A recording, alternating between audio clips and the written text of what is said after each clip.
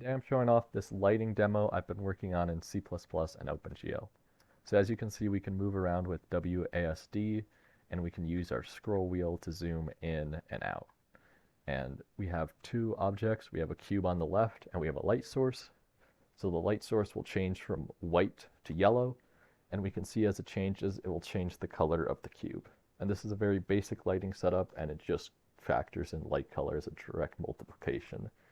But I can show you how it works if we exit out. So we go into our code. So the main thing is we have two fragment shaders. We have a light fragment shader and then a regular one.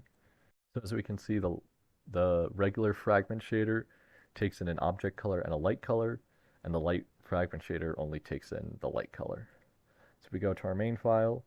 I explained a lot of this in the last video, so I'll briefly go over it.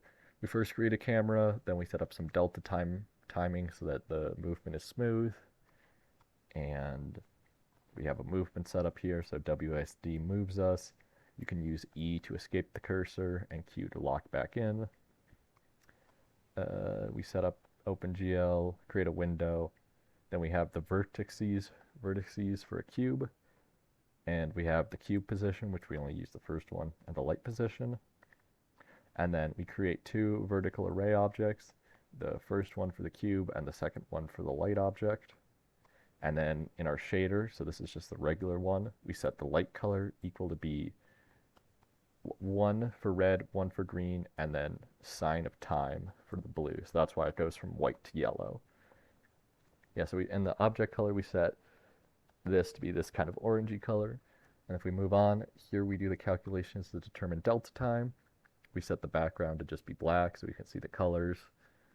Then we use projection and view. We create those as 4D matrices, and we add them to the shader. And then we do the same thing with the light shader. And then we render the cube here. And then we use the light shader to render the lighting object, and we scale it down a little. And that is how we get this effect here, where we have a light source that goes from white to yellow, and we have the cube. And if you're interested in how the rest of the code works in more detail, like how we move around, how we have a 3D world, you should check out this video here where I go into depth on those topics.